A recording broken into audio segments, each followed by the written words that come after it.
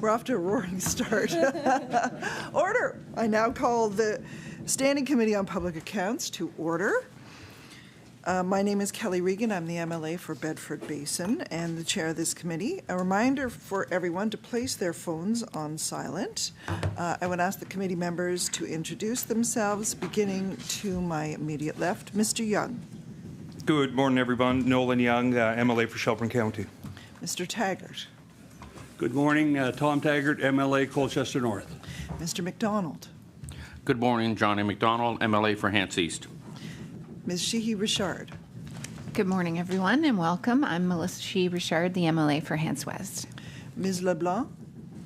Good morning, Susan LeBlanc, MLA for Dartmouth North. Mix Lachance. Hi, Lisa Lachance, MLA, Halifax, Citadel, Sable Island. Mr. McGuire. Brad McGuire, good to see everyone, Halifax Atlantic. Mr. Smith. Good morning, folks. My name is Kent Smith, and I'm the MLA for the Eastern Shore.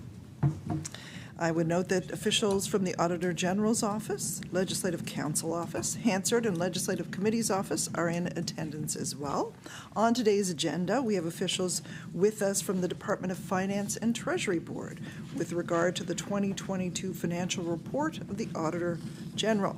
So I will ask the witnesses to introduce themselves, and I think I'm going to go right to left, and we'll just move my right to so Mr. Bourgeois. Thank you. Good morning, everyone. My name is Rob Bourgeois. I'm the Executive Director of Government Accounting with Finance and Treasury Board. Mr. Gatien. Hello, Geoff Gatien, Associate Deputy Minister for the Department of Finance and Treasury Board and Controller for the province. Deputy Dean. Leanne Dean, Deputy Minister for the Department of Finance and Treasury Board. Ms. Kumaranayake. I'm Lilani Kumaranayake, Executive Director of Fiscal Policy, Economics and Budgetary Planning, Finance and Treasury Board. No, it's fine. They got you. They got you. I'm informed. So yes, sometimes we have people who have to come and stand at the end. So that's why we have these multiple mics there at that particular end. I will now invite Deputy Dean to make her introductory remarks. Thank you, Madam Chair. Thank you very much for the opportunity to be here to answer questions about the Auditor General's financial report. I'm pleased to say the province received a clean audit opinion for the 22nd year in a row. That means our financial statements from the past year are reliable and show no instances of misuse or mismanagement. As Deputy Minister, it is my responsibility to ensure the provincial government is meeting the high standards set out for us by the legislature and by public sector accounting principles, so Nova Scotians remain confident in the management of taxpayer dollars. In her most recent report, the Auditor General recommended that the Department of Finance and Treasury Board assess whether the current practice for the authorization of additional appropriations provides for adequate accountability and transparency over expenditure of public funds by members of the Legislative Assembly, and consider whether changes are necessary to align with legislative practices elsewhere in Canada.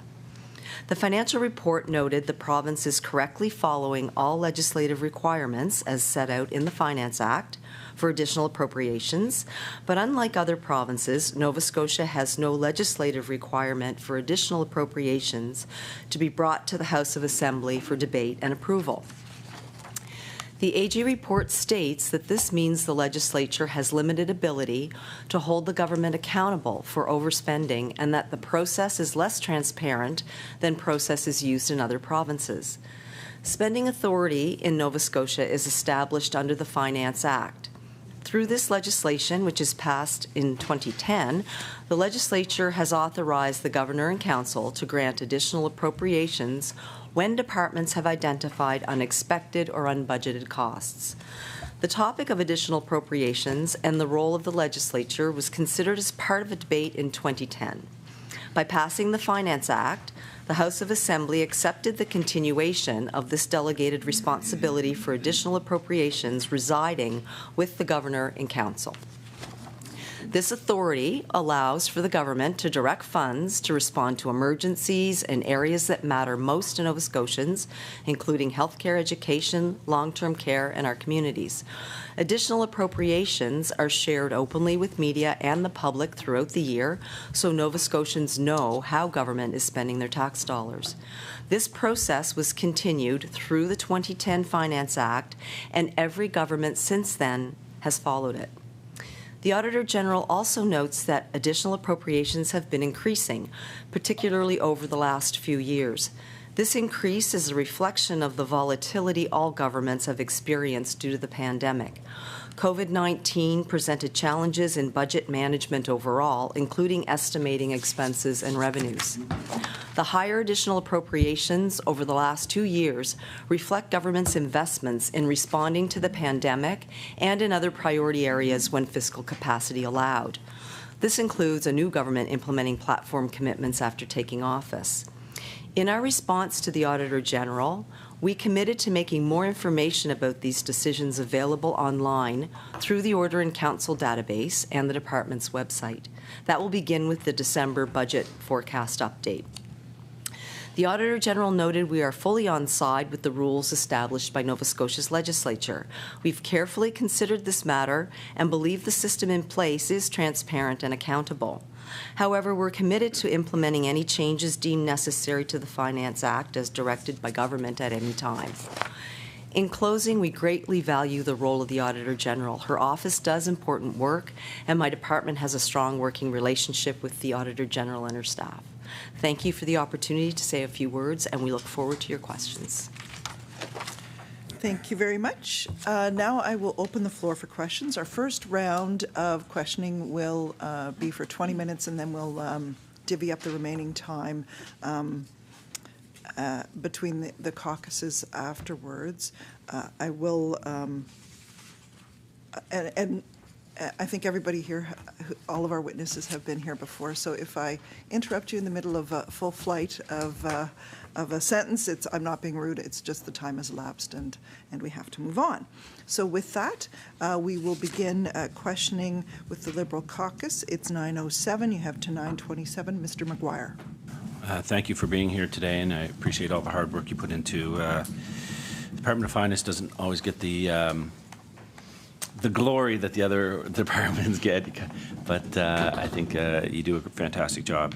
Now, one of the things I want to talk about is the $896 million that was spent without going through the legislature. I asked that the department, for this money has been spent now, it's in the public realm, if the department could table the $896 million and how it was spent. I'm assuming you don't have every single project here today, but I'm asking that you send that information to the Public Accounts Committee so that we can look at it, and I ask that every single dollar be accounted for. And even if you have the information today, we'd like it tabled.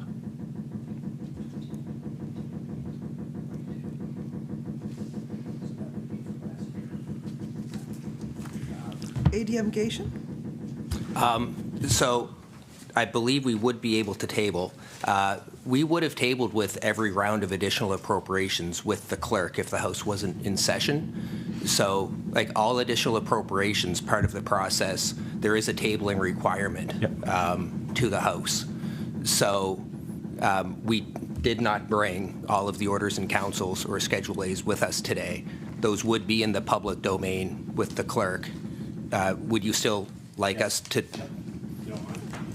Okay. The orders? Oh, not the orders, just the Schedule A. So provide that. We will. Mr. Maguire? Yeah. Okay. So Mr. Maguire? To be specific, what I'm asking for is a list, not $200 million in healthcare, this or this, this, and this. What we're asking for is, 123 Apple Street got $100 million for this.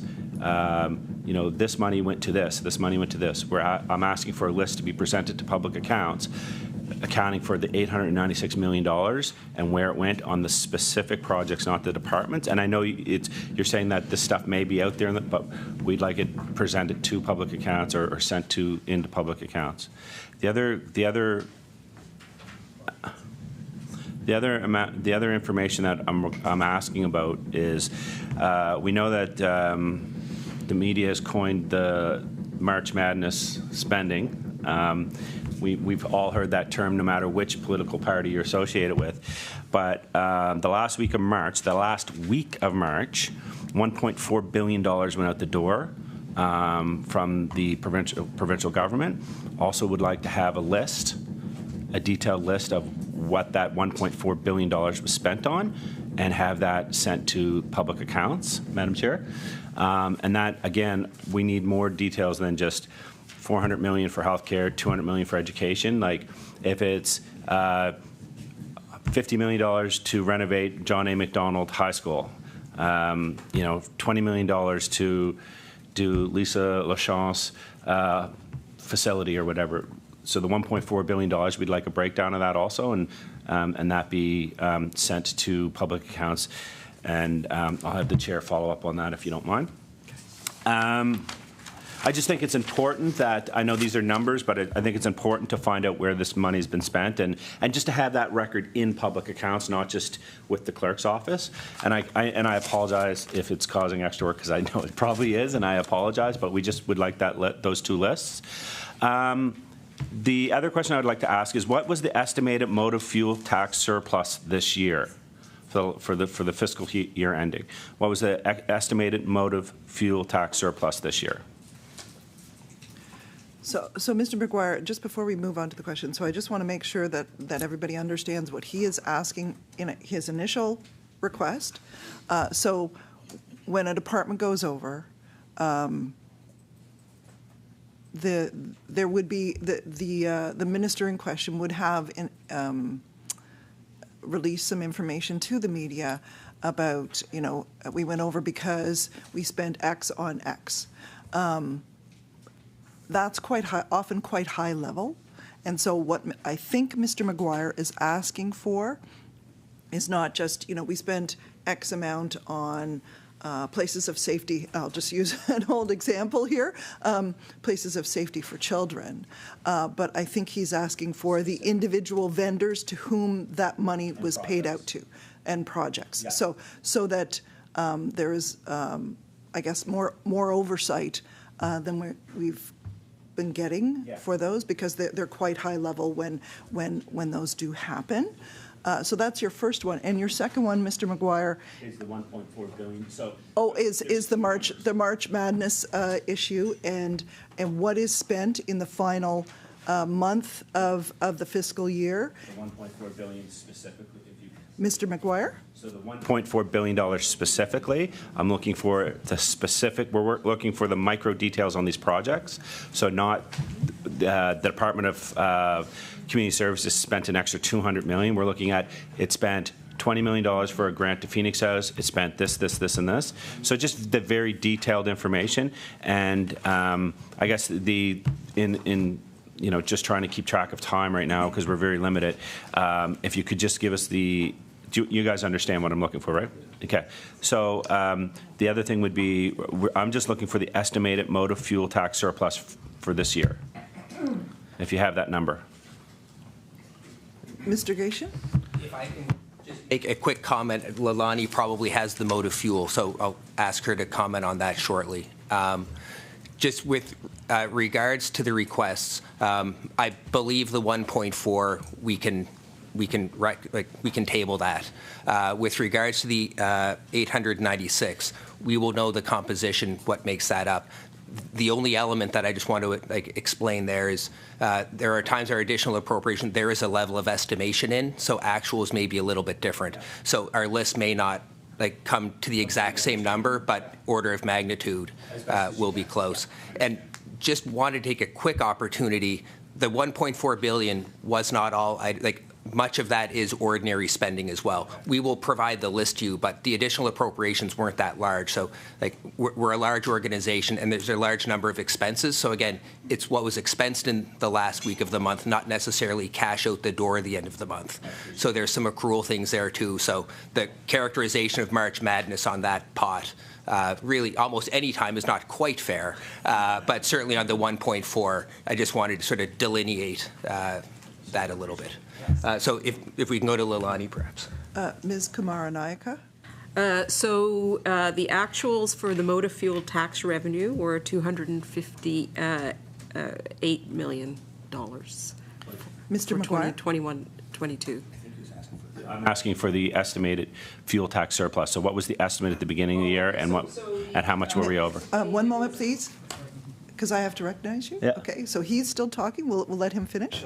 So the original estimate, and then we know what at the end, what was the surplus? Ms. Kumaranayake? So the original estimate, and it's reported in public accounts, was $238.6 million. And so, as I said, the final or the actual came in at $258 million. So it was up about $19.9 million, which is about 8.3% higher than the estimate. Mr. McGuire? I want to thank you for the information. That's one thing I love about the Department of Finance. It's so detailed. I like that.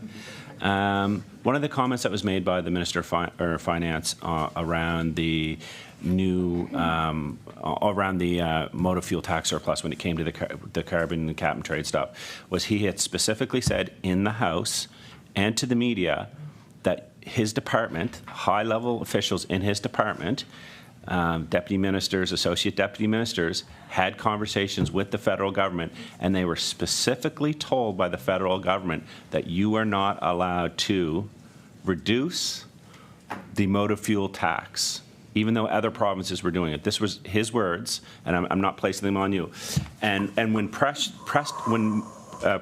in question period and by the media to say who in the department met, we couldn't get specifics. So I'm asking you here today, Lilani, I apologize for using your first name, Ms. Deputy, Associate Deputy, and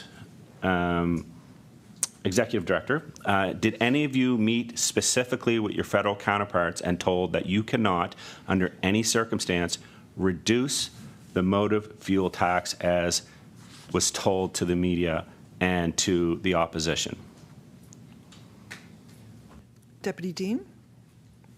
So first of all, thank you for the question, and I will just preface it by saying that it has been our understanding that that is indeed the case, that we could not offset the impact of the carbon tax by reducing motor fuel tax.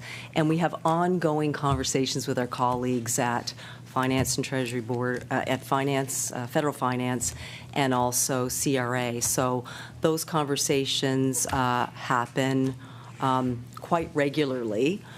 But what I will do is ask Lilani just to perhaps elaborate on some of the discussions that she may have had with her colleagues, if that.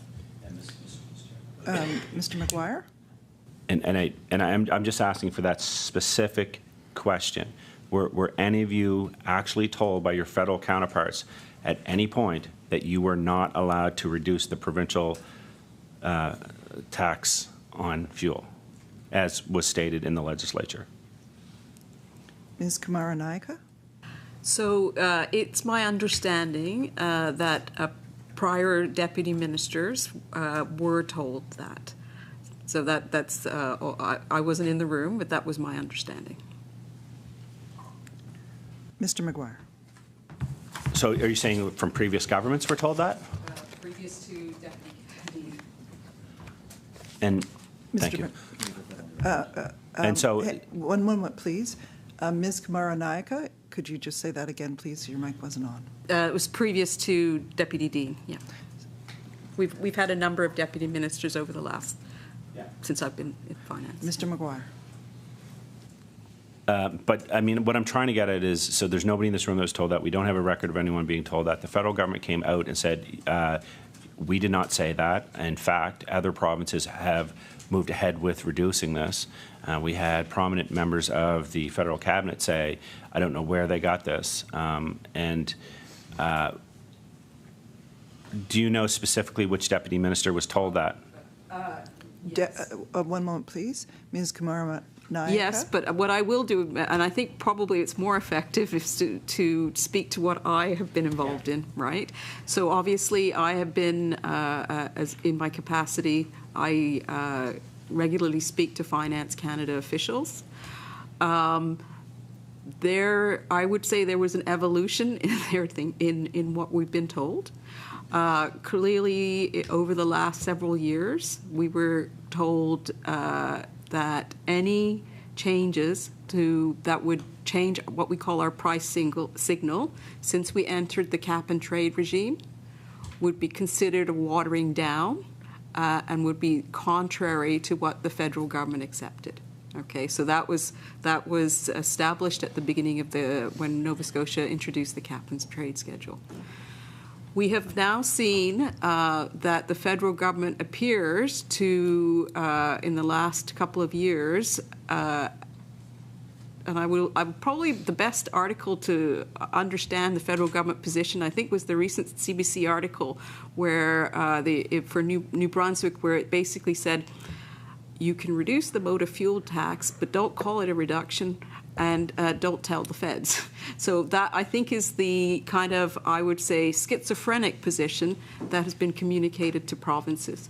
From what I know, our Premier has written to the federal government to seek clarity, because we were specifically told, as I mentioned, at the cap and trade. To my knowledge, I don't know if the federal government has formally written back to our Premier. That's something that could be followed up. And just one moment, Mr. McGuire. So I want to make sure that we are all talking about the same thing here, because there's the motor fuel tax, and then there's also the provincial tax, the HST, the provincial portion of the tax, right? So I just want to make sure that everyone understands that we're talking about the same thing here, because people often confuse them. So, Mr. McGuire, if you could be clear. Mr. McGuire? So I'm talking about the provincial portion, the HST, which you have the ability to decrease or increase. Not the motor fuel tax. Oh, sorry, and I apologize, and I'm clearing it up now. I'm talking about both, in fact.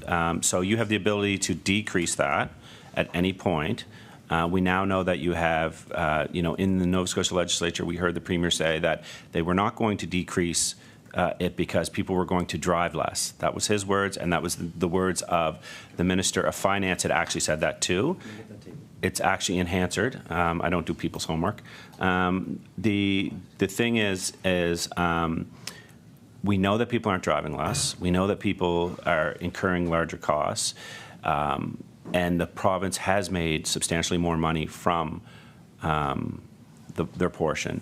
Is there any conversation within the Department of Finance, or has there been any discussion in the Department of Finance to remove the HST from, or lower the HST as other provinces have done? And to be clear, I do believe that we have, in response to what Ms. Kumaranayake said, my understanding is that if a province characterized it as a measure to assist people during difficult times, it was one thing. You could do that, but you could not, do it forever, kind of thing. So just to clarify those remarks. So, Deputy Dean?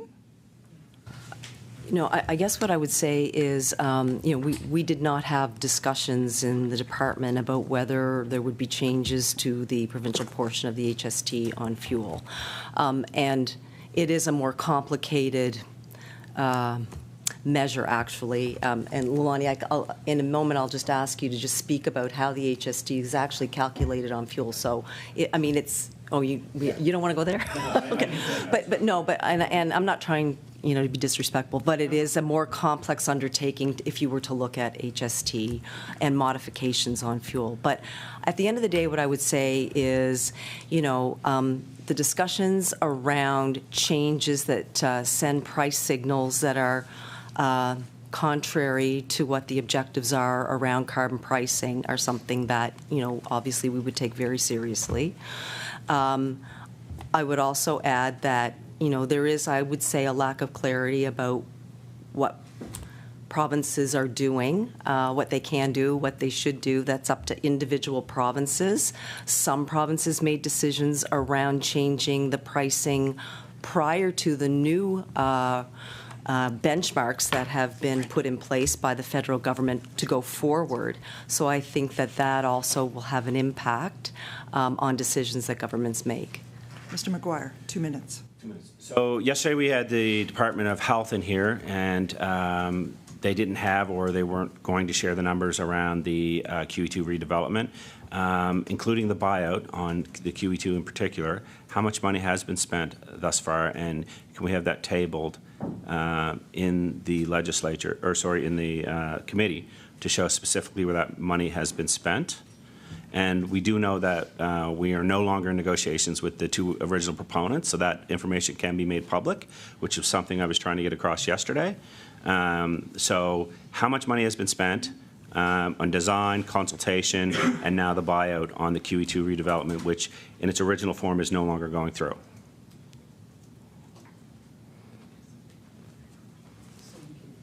Ms. Deputy Dean? Yeah, we don't have that with us. No. Mr. Gatien? Sorry, Madam Chair. Deputy Dean. Hello. We'd be happy to get the information for you. We don't have it with us at this point, but we will get that for you, yes. Yeah. Mr. McGuire? How much longer do I have? You have 1 minute. This is just something that we know that the interest payments for for our debt is one of the highest expenses that the province has. We now see that for the seventh consecutive time this year, the interest rates are going up. It's now at 4.25%, I think, if that's correct. They're at the highest they've been since 2008. What kind of impact will this have on the provincial interest payments as rates continue to go up, and how much money is being put out the door on these payments now? Deputy Gatien? ADM Gatien. I'll take the first and then maybe some detail to Rob. So yeah, as interest rates go up, we are exposed. We have some floating rate interest. I forget the volatility for every percent we're exposed to. Every 1% it goes up, I think, is about $13 million, Rob. So right now, that'd be the impact when our borrowing costs go up. Now, we don't move exactly in line with like the bank rates. Order. The time for the Liberal questioning has elapsed. We'll now move on to the NDP. Ms. LeBlanc. Thank you very much, Madam Chair. I wanted just to go back to the Auditor General's report and the recommendation, which is an unusual step for a financial report. The Auditor General recommended that the legislature. That the government should provide the legislature with additional oversight on the appropriations. You've talked about this in your opening. In the report, the department responded, and the deputy has also said this here today, that the Department of Finance and Treasury Board has carefully considered the matter and would take further action if directed by the government. So I'm wondering if, my first question around this is, did the department recommend to the minister, after considering the matter, increased accountability and transparency over expenditures? So did the department discuss this? Did the department recommend it to the government to get in line with the rest of the jurisdictions in the country? Deputy Dean. Thank you for that. So, we did consider this very carefully, and we had discussions with our minister about this. One of the key elements that we considered when we looked at the Auditor General's recommendation was what is currently in place with respect to accountability and transparency, and how is the information that's provided around additional appropriations made public. And, there is considerable rigor around that process, and, that is why, we are legislated to provide updates in multiple times throughout the year which have legislated deadlines, so December and September, and when we're doing our final forecast along with the budget. So there is an opportunity there for technical briefings with media. We also recognize that all of this information is made public. So from that perspective, there is a great deal of transparency already built into the system. We recognize sometimes maybe it's not always as easy for the public to understand, the breadth of the information. There can be a lot of information that is, put forth at once. And so, we do provide technical briefings. The media attend the technical briefings, and, they do a really good job of explaining and interpreting the information and asking questions and ensuring that we're providing the information that the public needs to understand what's happening with taxpayers' dollars. So, from that perspective, and considering, the fact that we are following the legislation as it was laid out, we didn't think that there was a need for any further changes at this point. But as I said, all governments have operated under this legislation. This is the first time this issue's really been raised in a formal recommendation by the AG. So, should government decide that it wants to take further action or look at this in greater detail, again, it would be our responsibility to implement any changes that the legislature wanted to bring forward. Ms. LeBlanc? Great. And can you, as the department, do you see a downside besides? I mean, I anticipate that your answer will be flexibility, but because there are ways of addressing that. But do you see a downside to implementing the recommendation? Ms. Dean? I would say that you identified flexibility. I think that what this does allow us to do is it vests the authority within the governor and council, so that is something that the legislature has approved. And we can respond more quickly in situations like emergencies if the House isn't sitting. For example, it does provide us with a level of flexibility and responsiveness, perhaps, that makes it easier for us to provide service to citizens and to, if you think of Fiona, and we were able to immediately help people and ensure that they had the support that they needed. So COVID is an example of, a situation where our legislature didn't have to approve additional appropriations, but we were able to very quickly get support into the hands of people to make some changes that we needed to make. But I would not confuse flexibility with a lack of accountability. I believe there is still very much accountability and transparency in those actions. It may come after the fact, but it is there, and there is an ability for the legislature to question, for media to question, for us to hold ourselves accountable. Ms. LeBlanc? Thanks. I guess that's where I feel like I'm missing one step, because in the Auditor General's recommendation, they do mention that in some jurisdictions there is a way to be flexible, be quick, and then you bring the appropriations to pass at the next sitting of the legislature. So, in my opinion, that sort of reasoning doesn't really hold much water because there's ways of doing it. But what I just wanted to take issue with in that, what you just said, was that the legislature can debate it, and we can't debate it. This is what I'm saying. So it might be transparent. The media gets a hold of it. Everyone knows about it, whoever's paying attention to the media on that particular day. But there is no actual debate about it, right? So it is the governor and council making the decision. The legislature does not get to debate it. Deputy Dean? If I could clarify, I think when I mentioned debate it, I was thinking more about the context of our estimates debate and our budget debate. Yeah, that's what I mean. But I will ask Geoff, to just elaborate a little bit more on the process, if you will. Actually, can I move on? Is that okay? MLA LeBlanc? Certainly. Sorry, I just have a couple more. I have more questions around the appropriation part. So given that, I was wondering if somebody could talk about the additional appropriations that have been approved to date for this fiscal year.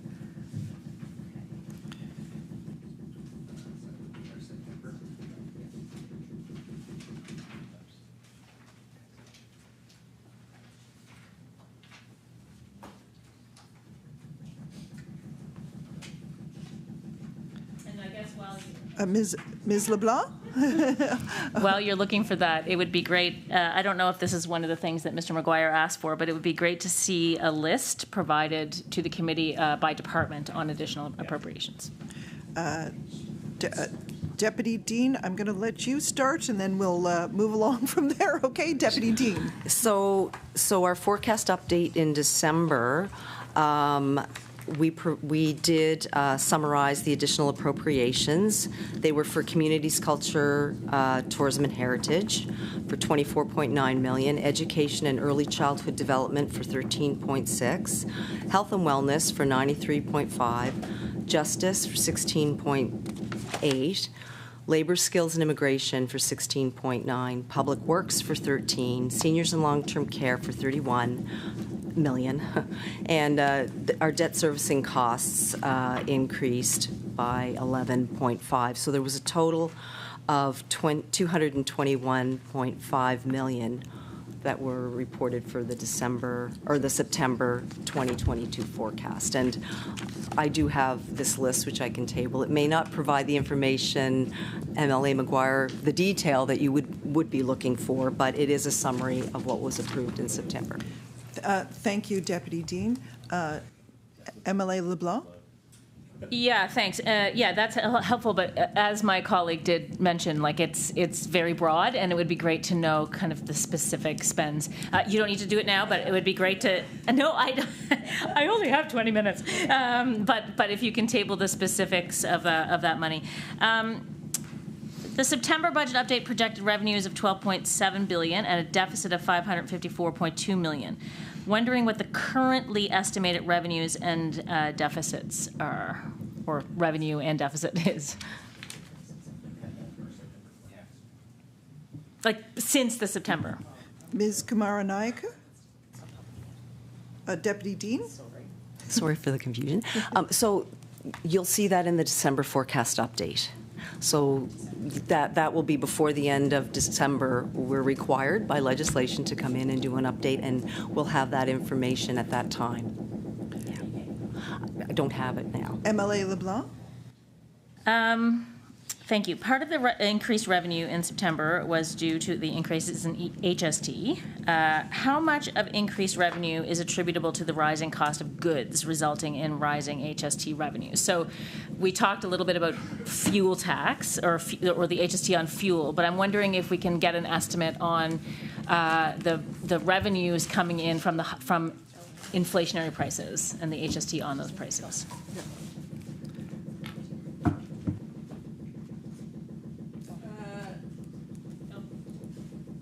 Sorry, Ms. Kumaranayake? So in our September forecast update, and this is a document that's available on the web, HST revenue was forecast to be up about 2.1% from budget. And it was mainly, so about 70% of the tax base for HST is consumer expenditures. The remainder is really housing, residential housing, and non-residential housing. And essentially, we estimated that consumer expenditures were up about 2.5% in 2022. So that is what was driving that 2.1% increase in HST. Ms. LeBlanc? So sorry, just to clarify in my head. So expenditures were up 2.5%, and so that affected HST by 2 point. Okay. Ms. Kumaranayake. Sorry, apologies. No worries. About roughly just over 2% increase due to associated expenditures. But we also did see that our residential housing investment was also projected, the HST from housing investment is also projected to be up about 1.7% higher than anticipated at budget. So those are the two pieces that we're moving it. MLA LeBlanc? Great. And how much has the government collected in HST on gas? Can you separate that out this year? Ms. Kumaranayake? Okay. Sorry. Go ahead.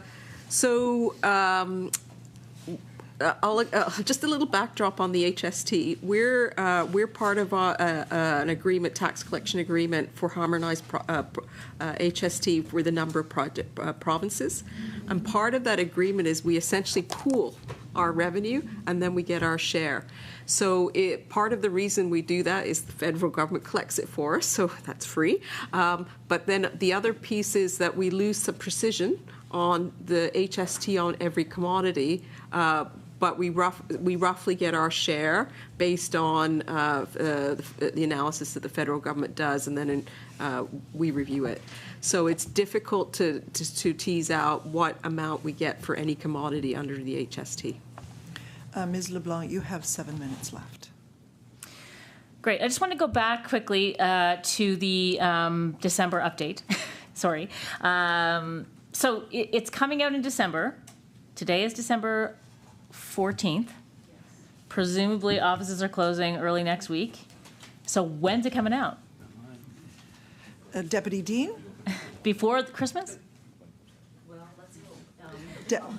Deputy Dean? We have to do it, we're legislated to do it before December 30th.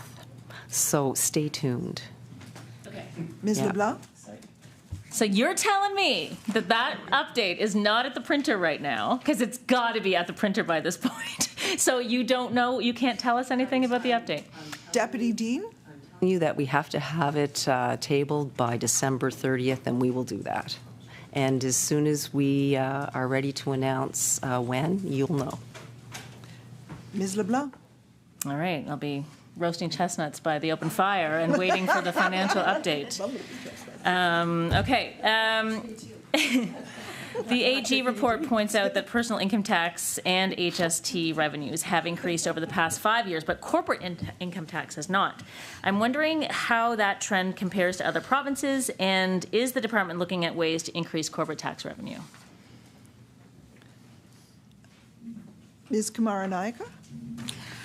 So just to understand that trend over the last 5 years, I just wanted to just remind folks that there were a number of corporate tax changes in that period. So effective April 1, 2020, our corporate tax rate went from 16% to 14%. And our small business tax rate went from 3% to 2.5%. So overall in that year it was over $80 million. So that really explains, I know the table in the graph, the chart that you're looking at, you saw that dip in 1920. That really explains why corporate taxes have gone down. It's because there were reductions in tax rates. Ms. LeBlanc? Yes, thanks. I kind of assumed that, but I also wanted to know how the trend is compared with other provinces. So are other provinces also dropping their corporate tax rates? Are we in line with other provinces? And the other part of it is the department looking at ways to increase the corporate tax rate? So whether that means investing in bringing corporations here or increasing the rate, or whatever, other things that I'm not thinking of. Ms. Kumaranayake? So, and I think one of the pieces around tax rates is particularly around the corporate side and small business side is we do want to remain competitive across jurisdictions, and reducing it to 14% means we're in the same ballpark as a number of other provinces. We were the highest corporate tax rate, so now we've become more competitive with respect to that. As you increase taxes, especially for corporate taxes, there's a great deal of sensitivity because companies can choose, by virtue of setting up their head office or an office elsewhere, choose which jurisdiction they want to pay their taxes. So if we increase too much, they will choose another jurisdiction with a lower rate. So that's the balancing act we play in terms of trying to ensure fair taxation. But at the same time, we want the companies to stay here and pay their taxes here. So that was part of the rationale for that reduction to 14% and the small business tax rate reduction. MLA LeBlanc? So I guess, Mike, how much time do I have? You have 3 minutes. Okay, so I guess, reminds me of a little thing called the film tax credit, which was cut, which put us out of the competitive film industry for several years. So interesting, just saying. But yeah, so what you're saying then, I'm assuming, is that the cutting of corporate tax, or the lower rate, is now, like, so where are we in the country? Like if we take 10 provinces and 3 territories, where is our rate compared to all those others? Ms. Kumaranayake? I don't have all of the jurisdictions where we are. There are a number of provinces that are 14%, and there's nobody above 14%. So we're but we're with the pack versus up at 16%. And again, in terms of that balancing act, the thing we've also seen is some jurisdictions drive that corporate tax down to 1% or 0%, saying that will encourage, and we've also seen that doesn't work either. So it's this balancing act of trying to ensure that pay tax, hire folks in Nova Scotia, at the same time as we do need taxes to provide our services. So that's continuously the analysis we do. Ms. LeBlanc?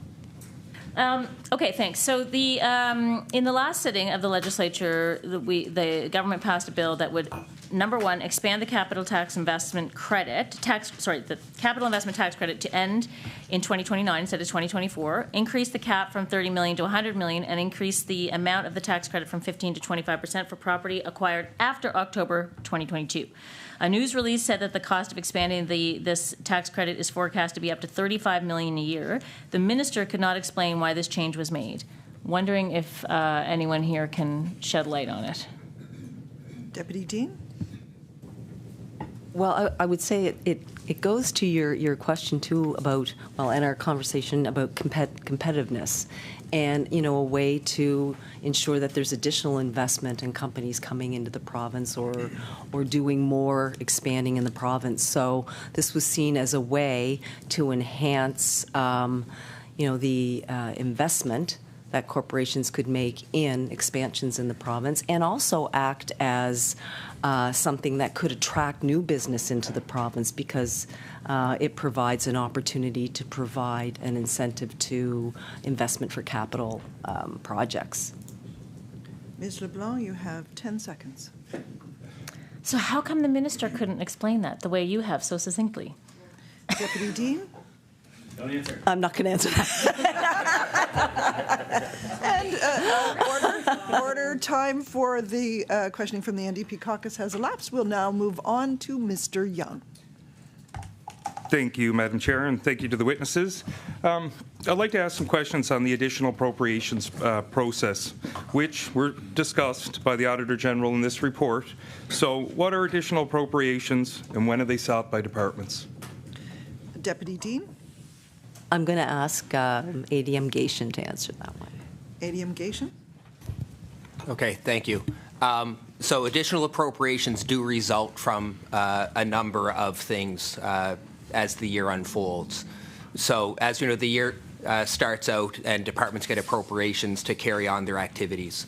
As events change, and it can be a number of things, it could be, we refer to utilization pressures, if there are things where how many patients are in a system, or if it's a cold winter, it can be more expensive to heat. So there can be variables like that just start costing more than the assumptions we make at the beginning of the year.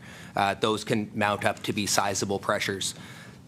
Even federal funding agreements can trigger an additional appropriation. That's not always intuitive. If the federal government even wants to fully fund something in the school system, and I believe there are a couple instances even in the pandemic, when we get the money, departments still need authority to spend that money. So the federal government might give us money to do something or somewhere else. They still need to go and get authority, and we wouldn't necessarily want them to curtail any other activity that was previously approved. So they need to lift their authority to execute those agreements. Covered off some of the variables. It can either be a consumption variable or it can be a price variable. So did the price of oil go up, or are we using more oil? Those are triggers. We also have, many people here will be familiar with issues we have like Boat Harbor. and our abandoned mine sites. As we get revised estimates, as we work on sites and those we learn more, those cost pressures can raise. So what we do throughout the year is we monitor relative to the budget throughout all of our departments and our finance staff supporting the departments. Do you think you have sufficient funds to continue executing your approved activities to the end of the year? At the moment where a department thinks they have insufficient spending authority, that's when they start the conversations with more central finance, and we start working through our forecast processes to make sure that we have, if something is evolving as a pressure, there may be an offset. So it doesn't automatically trigger an appropriation if the price of oil goes up. Something else might go down. So that's where we try to line these up with our public forecast updates, because there's quite a bit of rigor that goes through when we table that for Governor and Council approval, ultimately to the House. We want to make sure that we're as tight as we can be. So all of that, when a department believes that they are going to need increased funds, they have to ask. They have to submit a report and request additional appropriations that then get submitted for review. When it goes through Cabinet, then it has to go to Governor and Council for approval. And it typically lines up with the public forecast updates, but it is possible that it could happen in an intervening period as well if something really substantial occurs. Mr. Young? Amendments to the Finance Act were introduced by the NDP government, the Dexter government in 2010. They laid out the additional appropriations process. Can you discuss that process with us? ADM Gatien? Yeah,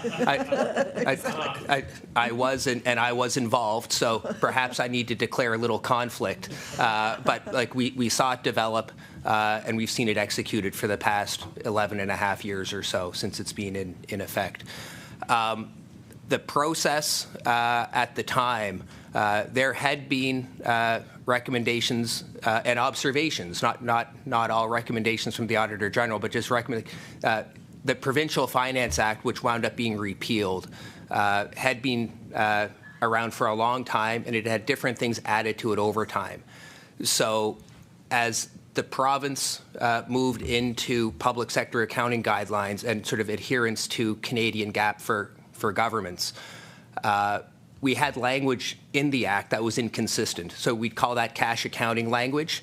Some things that were added in was on the more accrual-based, which was more aligned with our accounting standards. So with that policy shift, there were things that just became outdated in the Act.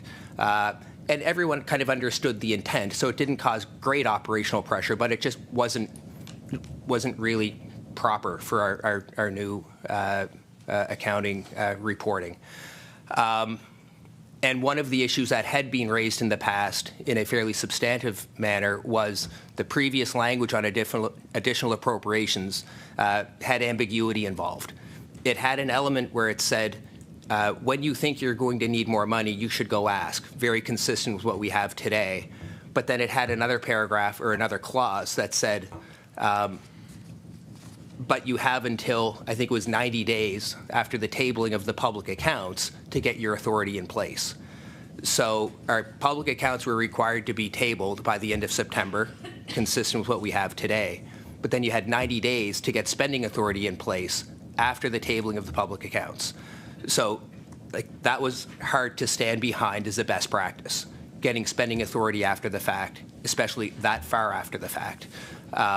So as we went through, that's where we, the spending authorities that we have in the Act now, put a significantly higher degree of clarity, I would say, into the process that when the head of an appropriated entity, apologies for the Finance Act term, but it's either the department and office, even our debt servicing costs, when we think that that's going to be too high, the person responsible for that needs to ask for an additional appropriation in year. You don't have 90 days after the tabling of the public accounts. Now, not to belabor, we still do need some approval with the tabling of the public accounts, so we still need that window afterwards. That's for things like Boat Harbor. So we have another spending authority additional appropriation for year-end adjustments. That's another clause in the Act that gives us, to the extent that when we're closing out the year and we have to adjust our accounts payable, whether it's our liabilities for boat harbor, abandoned mines, other cut-off things, we still need that element of approval after the fact, but we have a special spending authority for that. So in-year changes need to go through the additional appropriation and be approved through the year on a more timely basis. Then with the tabling to the House, that's also where our accountability does always go back to the legislature. We need Governor and Council to approve it, and then it needs to be tabled in the House. So all members have knowledge of what's going on as currently as we can keep them apprised of it. Mr. Young? And I think you touched on this, but I think it's important that the public know how government is spending the public funds so that we can ensure accountability. How are additional appropriations communicated publicly? Deputy Dean? So the additional appropriations are communicated with the forecast updates. We provide a summary of those to the media when we are doing our technical briefing, and as well to and when we're doing our stakeholder updates. What I would say, though, is one opportunity that we did identify was a way to perhaps improve the information that we were making public. So these update sheets of the additional appropriations, while they're helpful in interpreting and explaining, and for the media to use then to explain to the public, we realize that this might also be something that we could post on our website to aid in understanding what's happening and in explaining where some of these additional appropriations are being made and what they are being used for. So it's another level. We also recognized that the ordering councils, when they are made public, refer to a Schedule A, but that isn't necessarily posted at the same time. But that's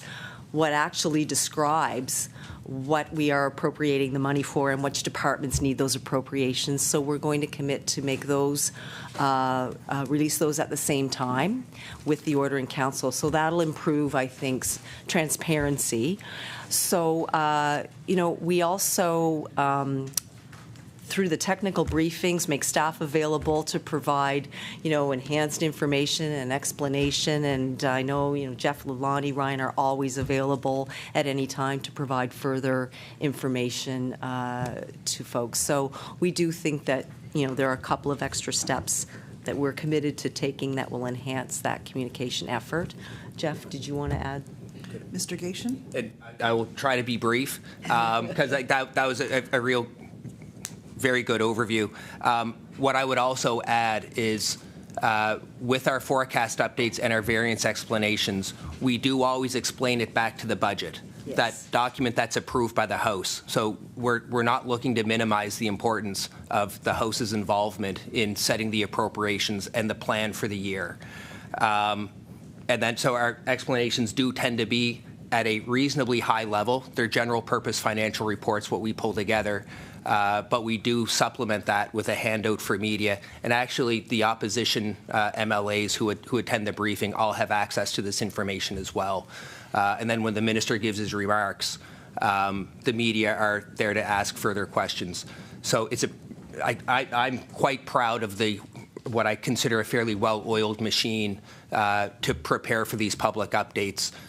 Our communication staff provide great support to help us track down any lingering questions media ask that we may not have the detail in the spot.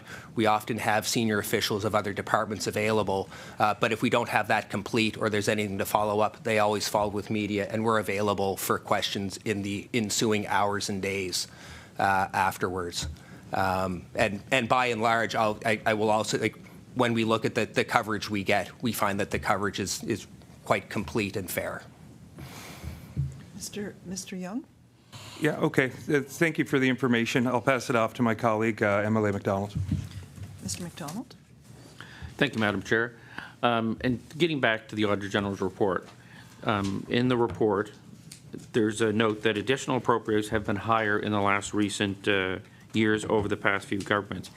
Can you explain a rationale for that?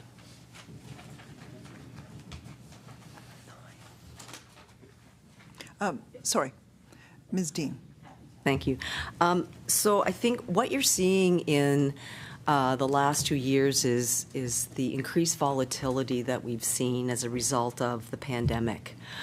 So, you know, COVID-19 presented significant challenges. There's no doubt about that in estimating our revenues and also our expenses, just due to the response the government had to make to support people and to support businesses throughout the pandemic.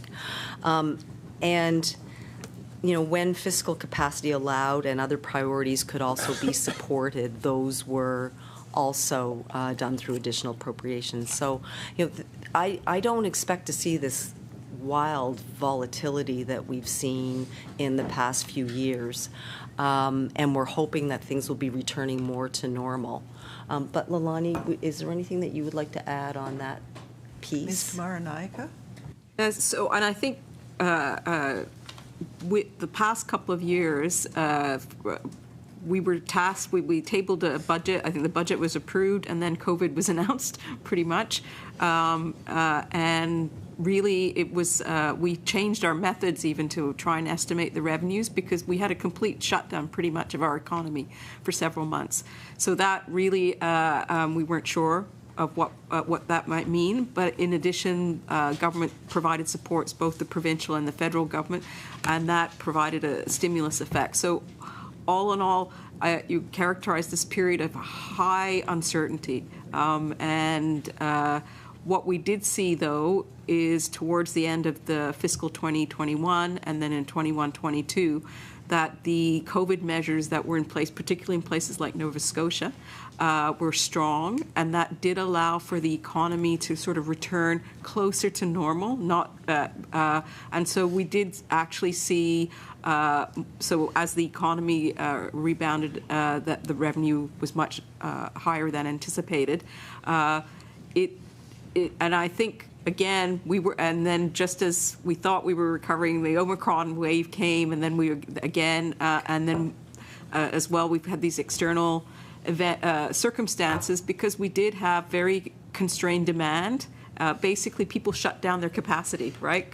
Companies shut down. So again, we didn't know how to adjust. We didn't know how the adjustments were going to go after the economy opened up, and that's a global circumstance.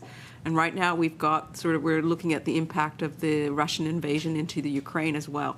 So all of those mean it's highly uncertain, but I think, barring another epidemic, we are returning to pre-pandemic trends. And that's what we're seeing now in our data, is that we are returning back to our trends. Mr. McDonald, you have 5 minutes. Thank you, Madam Chair. So in the Auditor General's report, it also mentioned the Service Nova Scotia control issues that there were. How is your department working with them to, I'm going to say, get them in place, or fix them, however you want to word them? Deputy Dean? Well, what I would say is that our department is responsible for the overall financial controls across government, and we work with our colleagues at Digital Nova Scotia to provide advice to them. But ultimately, each department is responsible for the controls within its department, and we can support those efforts, and we monitor any recommendations around financial controls that the AG has made, and the departments have to then implement and provide our assistance where we can. I would also add too that there is a Deputy Minister's Internal Audit Committee, and both Geoff and I sit on that committee as well, and that provides oversight for audit matters throughout government. So our department plays a role in supporting and providing advice and monitoring what is happening with respect to the implementations of those recommendations across government as well. Mr. McDonald? Thank you, Madam Chair. And just my final question, Madam Chair. So in regards to also in the Auditor General's report, she highlighted that the orders in council, like the first one, it didn't have a dollar amount. It just said it's this and it's going, and the Schedule A wasn't. I actually did some research, and it's kind of hit and miss whether the dollar amount's there. Is there a change in process, and if so, what's your department doing for it? Deputy Dean? That speaks to a comment that I made earlier about making the Schedule A's available with the order in council when it's posted. And Geoff, I'm not sure if you want to elaborate on that, or it's pretty straightforward. Mr. Gatien? No. Yeah, no, just quickly, yes. So we've worked with Executive Council Office on that. So they will now include with the order in council a link to a site to see the schedule where the dollar amounts by department will be. Finance is also going to post on our website exactly where, I'm not sure, but we'll work with our comms to make sure it's fairly highlighted on the day of, where the release we provide to the media to give that high-level explanation of what's driven the requirement for each additional appropriation. We'll be making that public on our website as well, just to try to help enhance the accountability and transparency of the process. Ms. Sheehy-Richard? Thank you, Madam Chair. How long? Slightly less than 2 minutes. Okay, so I just want to pivot a bit to talk about some healthcare funding, because I'm pleased, obviously, to see some investments finally being made to improve our healthcare system. So can you discuss with us where specifically we are seeing these new investments being made? If you have any detail on that, by chance? Deputy Dean? So what I will say is we would have to go back to the Department of Health and Wellness to get you some detail. I recognize though that some of our additional appropriations that you would have seen would have focused in the healthcare system. It's a priority area of government, and when there's an opportunity to address corporate priorities like that, if there's some fiscal capacity, we're obviously able to invest in some of those very important key areas. But we can get you more information on that. Yeah. Ms. Sheehy-Richard? 40 seconds. And then on that, I guess, does your department do anything specifically to ensure that the resources in healthcare are being used as efficiently and as effectively as possible, or is that? Deputy Dean? Well, I would say that, I trust the Department of Health and Wellness to be accountable for how it's using its resources. They have an appropriation and they, manage that effectively, and they have controls in place and processes to follow to make sure that they're using taxpayers' money effectively. In terms of oversight. Order. Time for the first round of questioning has elapsed. We'll now move on to our second round. Each caucus will have 9 minutes. So we will begin with the Liberal caucus. Mr. Maguire. I almost gave it to Mrs. LaChance. Mr. Maguire. So I got a few quick questions here. What is the province taxpayers' responsibility right now for the underfunded pension plan for the teachers? What is our portion? Deputy Dean? Do we know? It will be half. Half, okay. It's half. In dollar terms, Not yet? No. Mr. Gatien? Okay. I can answer that. Between 70 We don't have Deputy that. Dean. I'm sorry, Maybe Madam we can have Chair. hands up on who's going to speak, because Okay. I'm trying to watch the eyes, but Yeah, I got to the admit, eyes. it's a little confusing at times, Yes. so maybe a hand up. So Sorry, I know Madam who to Chair. call on. Deputy Dean. So we don't have that exact number right now. What I can tell you is that it's half, because we're working with the NSTU, and as you know, there's a report that's been done with non-binding recommendations that is under review right now to determine exactly what the next steps might be with respect to the teacher's pension plan. Mr. Maguire. So when you get that number, the detailed number, I ask that you submit it to the Public Accounts Committee, and we ask that we get that as quick as possible. I think it's a substantially large number, and I think for not just for all taxpayers, but for the teachers also, I think we need to know where we're at on that pension. How much conversation has this department, or better yet, where is this department at on the Better Paycheck Guarantee? When can we expect this to be in full? Deputy Dean.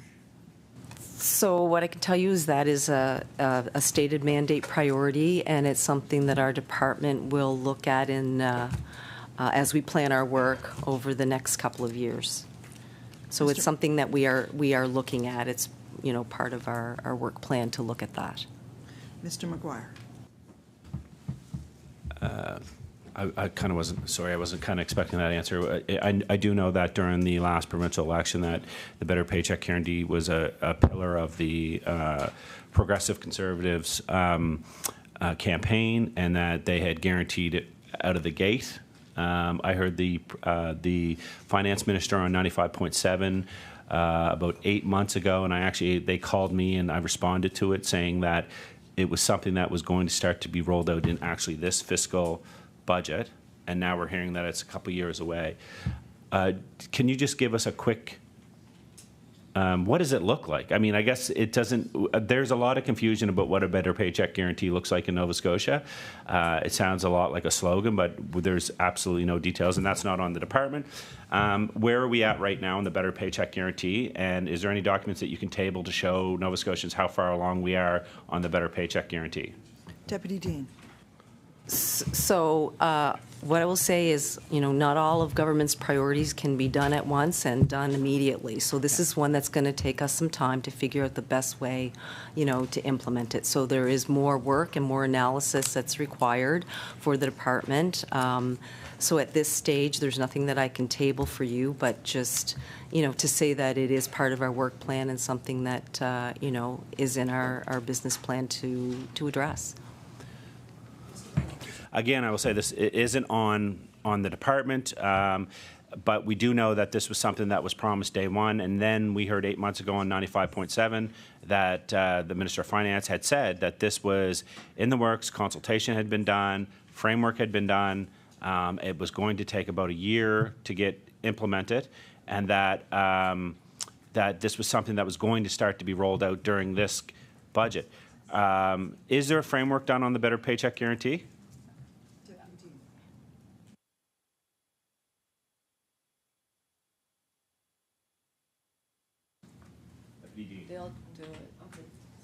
Deputy Dean. There we go. All right. So I'm not aware of the interview that you know you're referencing, and you know, again, what I will tell you is there is more work that needs to be done on that, and I do not have a framework at this stage that you know is in development. I'll be very frank about that, recognizing that, you know, we are considering it, we know it's a priority, and it's something that we do have to do some considerable analysis on. Mr. McGuire. So no framework. My question to you is, we have a lot of individuals here today that understand finance well above my understanding, and I would argue probably anyone else in this room. How do you achieve a Better Paycheck Guarantee for Nova Scotians? Deputy Dean. At this point, I don't have further information that I can share with you on that. Mr. McGuire. It's kind of how I feel. I'm like, has this government considered removing bracket creep? We're one of the few provinces left that has bracket creep. That is a way to achieve a Better Paycheck Guarantee, is removing bracket creep. In fact, it's something that myself and my partner have been very passionate about, as we have been pushing for quite some time. Is this government considering removing bracket creep as one of the few remaining provinces that actually have that? Deputy Dean. I can tell you we certainly do receive feedback and letters regarding bracket creep, and it has been raised with the department. At this stage, I don't believe there are plans to address it. That's kind of where, but I can give you the number for the teacher's pension plan. Yeah, if you could just table that, yeah, that'd be great. That'd be great. Yeah, that's fine. Mr. McGuire? Yeah. It's in the public accounts. Mr. McGuire. Okay, sorry. I'll ask the Associate Deputy Minister. Yeah, sorry. Deputy Gatien, ADM Gatien. Thank you. In the public accounts, so at March 31st, 2022, it was $964.7 million. the province's half. We don't get regular updates on that. We're involved, we're knowledgeable of what generally is going on in the plan, but there's a lot of process and actuarial work driving that number. So that would be the most current number we have and give you the order of magnitude. It had been 897 the year before. 964.7 is on the books of the province at March 31st, 2022. Mr. McGuire, you have a minute and a half. So Nova Scotians are on the hook for almost $1 billion for the underfunded teacher's pension. Is there a mandated time in legislation that this has to be addressed and paid by? And is there a percentage of underfunding that the pension has to hit and that would trigger a mandatory top-up for the teacher's pension? ADM Gatien? No. Okay. No mandatory triggers there or timelines. Mr. McGuire, 1 minute. As financial gurus, are you comfortable with where the teacher's pension is right now from a sustainability and funding standpoint?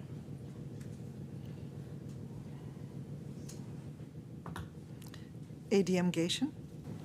I think what I would say, I think everyone would be interested in seeing the health of the plan improve, the funded status to improve.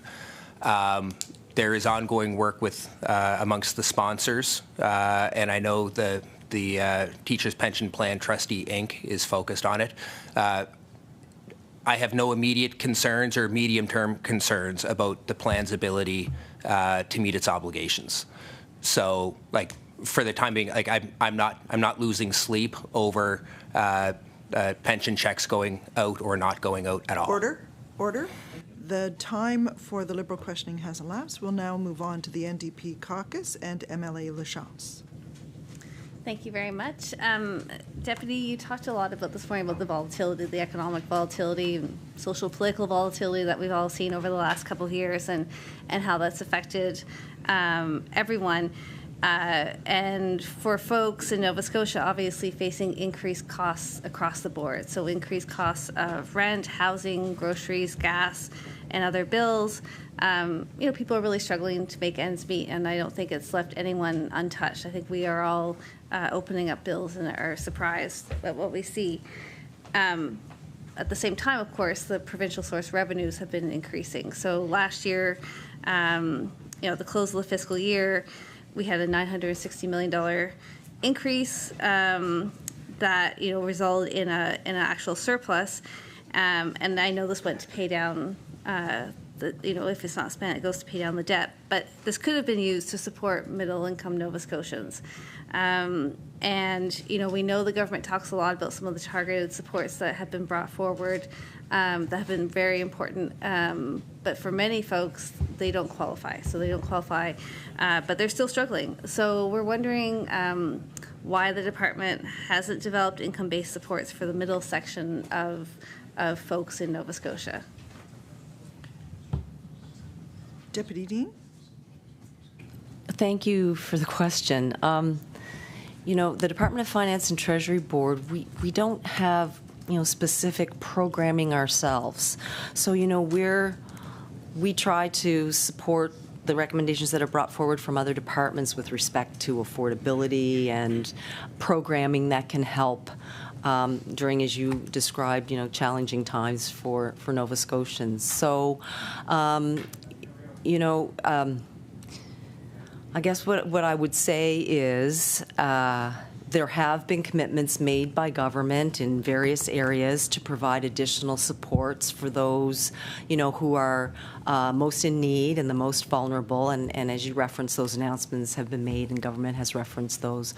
As fiscal capacity increases, you're right, there does exist an opportunity to look at whether or not there is more support that can be rolled out. So, I guess what I would say is we take direction from government on how those funds are used, and hope that we're able to share more, perhaps the December forecast around those measures and programming that can be done to support Nova Scotians. there's anything else. MLA Lachance? That. And certainly I recognize that through the Department of Finance, there's sort of limited program options and that sort of thing. But I think, I think the department also is obviously interested in the political, the stability, the economic and fiscal stability and health of Nova Scotia writ large. So, so looking forward to those updates. And, I think there has been, we've heard it from our minister, I have heard it from the Governor of Bank of Canada, some concerns around income-based supports actually contributing to inflation. At the same time, there's certainly some analysis that I've seen, I assume all the folks at the Department of Finance have seen, that suggests that we're in a really different inflationary period than we were 40 years ago, that the actual factors are much different. And so I'm wondering if the department has a position on income-based supports as a factor to contribute to inflation, and what analysis the department has been doing around these issues. Deputy Dean? So I will say yes, in general, that, we are acutely aware of the impact that those supports have had. And I'm going to turn it over to Lilani to talk about that a little bit more. She's our guru in that respect. Ms. Kumaranayake? And we have a whole team, so I'm not just that. I think if you turn on the radio, everybody's talking about inflation and why was it the same or the different in the 1980s or the 1970s. Every circumstance is different. As I talked about in our context here, in response to the very real COVID impact where the economy was closed, part of what happened in that period were high levels of support for individuals, both federal and provincial, so things like the CERB, etc. What we found with that was that helped keep that economy afloat, right? It allowed people, because again, we saw complete shutdowns of almost the whole of the tourism industry, restaurants, etc. It allowed for folks to be able to just kind of carry on, hoping things would get better. And then as we came out of the COVID and those economic restrictions, we had people weren't spending, so all of a sudden you had a burst, right? Of I'm going to go to a restaurant, and last summer I'm going to try and fly somewhere, right? There was that pent-up demand. But what happened was in the economy generally, as companies were downsizing or they reduced their capacity, and it takes time for that to adjust. So as people said, okay, I want to start spending, there were supply constraints, and that was across the board globally. When you have that, that's what pushes up inflation. That's that inflationary pressure. And the Bank of Canada started to recognize that. I think the Russian invasion in Ukraine really, so that was unforeseen, just layered on a higher level of uncertainty, and it caused much more pressure on certain markets, particularly oil. So we had the Bank of Canada trying to understand what was happening and saying, okay, that we've got this COVID factors, we're going to start ramping up the interest rates, because they had in fact reduced interest rates substantially. And as they started on that path, all of a sudden, globally, we were whacked with this other change associated with what was happening in Russia and Ukraine and the spin-off. So then you had this extra onset, like our energy prices are up 30%, right? So that's what folks are dealing with. But we are also seeing now some adjustment, because it did take time for supplies to readjust. So we are seeing improvements in, for example, gas prices. They've dropped about, I think, 30 cents in the last little while. So that's the backdrop in which, in terms of the context. Right now, we know, if from an economic perspective, if we start to introduce more fiscal stimulus, that increases demand, right? So we're in this cycle where increased demand and supply constraints led to the inflation, and then so it's a spiral. And that's why the Bank of Canada is trying to reduce demand. it's trying to reduce demand in a way that we still have economic growth, but we try and get out of that spiral. And that's the strategy that they're employing using the interest rates. For us, that we were used to almost zero interest rates, going up to 4.2 or 4.25 seems like a big whack. But I looked at my mortgage that I was paying for a few years ago, right? We were paying those sorts of interest rates. It's just that that transition time has been very short and tight.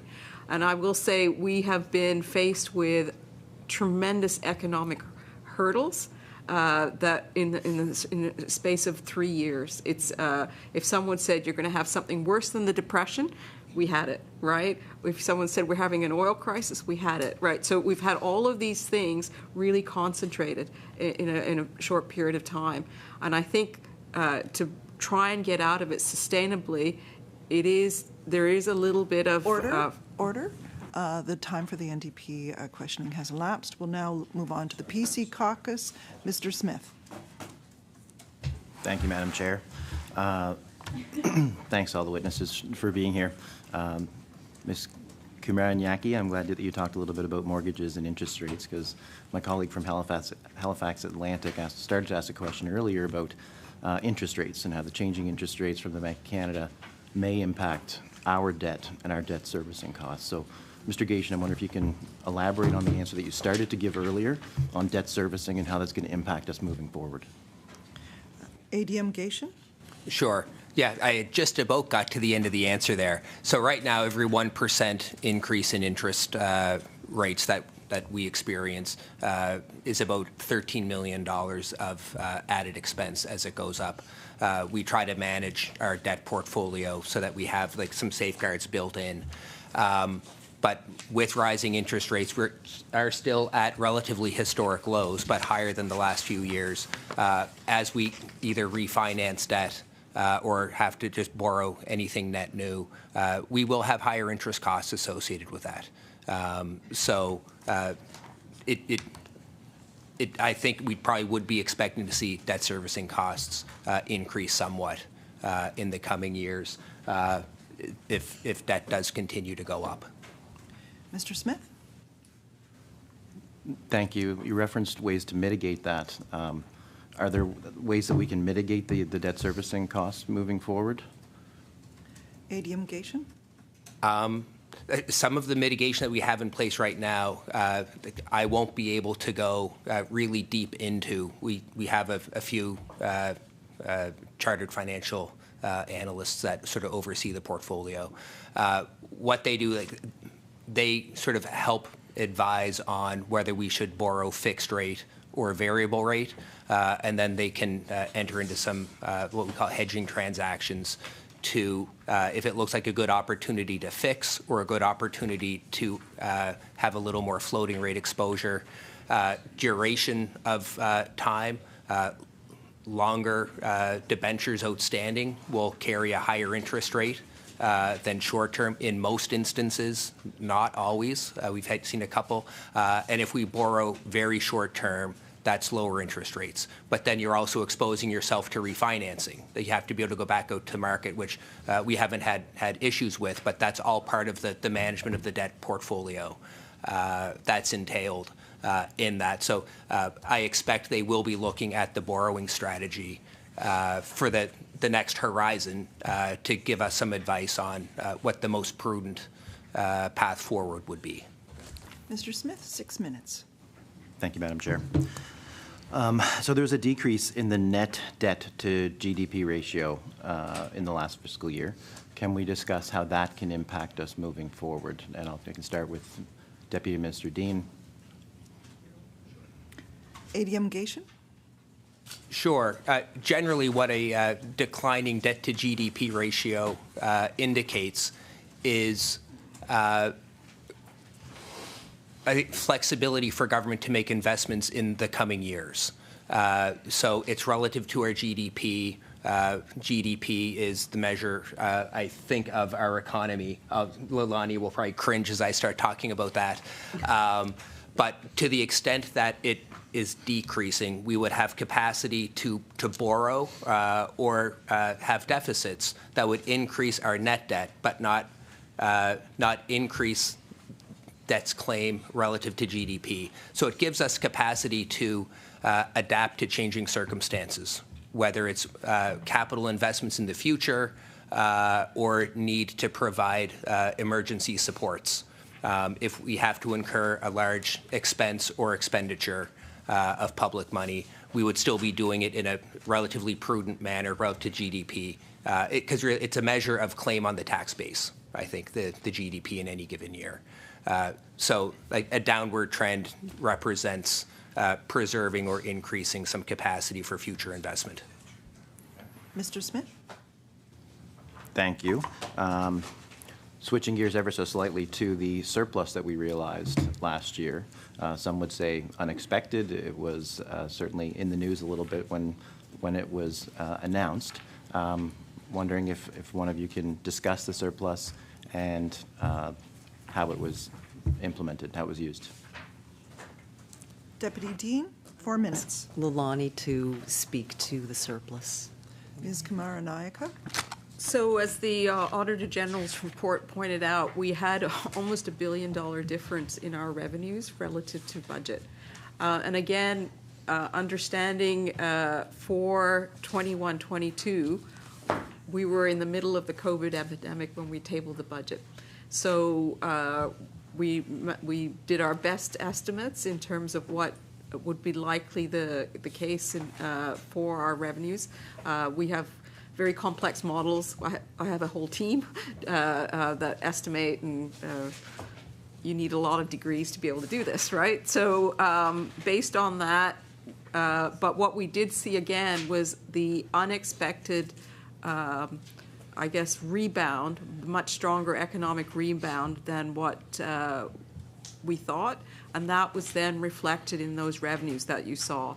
There are two aspects to the revenues. One is what's your revenue in this year? So when we do our revenue estimates, we don't actually have actual revenue numbers. So when you think about it, if you file your income tax for, let's say, 2022, you're not going to file it till April 30th, 2023, and then we don't get the data for a little longer. But at the same time, in spring 2023, we've got to produce a budget. So we don't actually have actual information. So we use a combination of modeling, the economic forecasting of what the economy will look like, plus statistical models that we have for revenues using our historical data, and producing that gives us the revenue estimates for the year.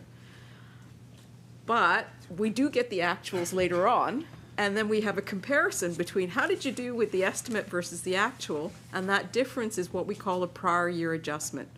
So the wave that we've seen it the last couple of years, we've had prior year adjustments in the hundreds of millions, and that just shows you the level of volatility. So that was really what you saw. Although we saw that almost $1 billion increase in revenue, part of that was the in-year revenue increase, but part of that was the prior year adjustments for the previous year, both for personal income tax, HST, corporate tax. Again, remember, that was the start of COVID, so we thought things were going to be pretty bad, but we did better than we anticipated. So you had a combination of stronger economy giving you revenues, but then we also had those prior year adjustments also being included in the public accounts. And that was really what was driving the surplus from the revenue side. 1 minute. Mr. Smith? That was a great answer.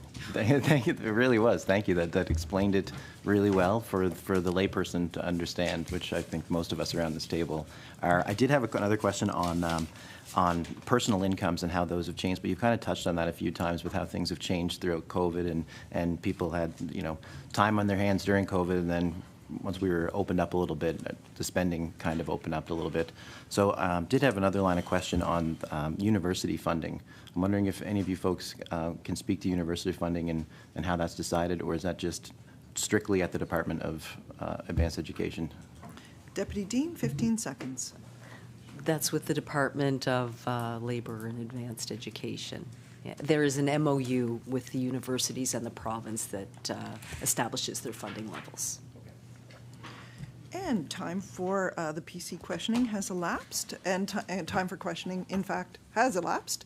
So if the department has any final remarks that you'd like to make, Deputy Dean?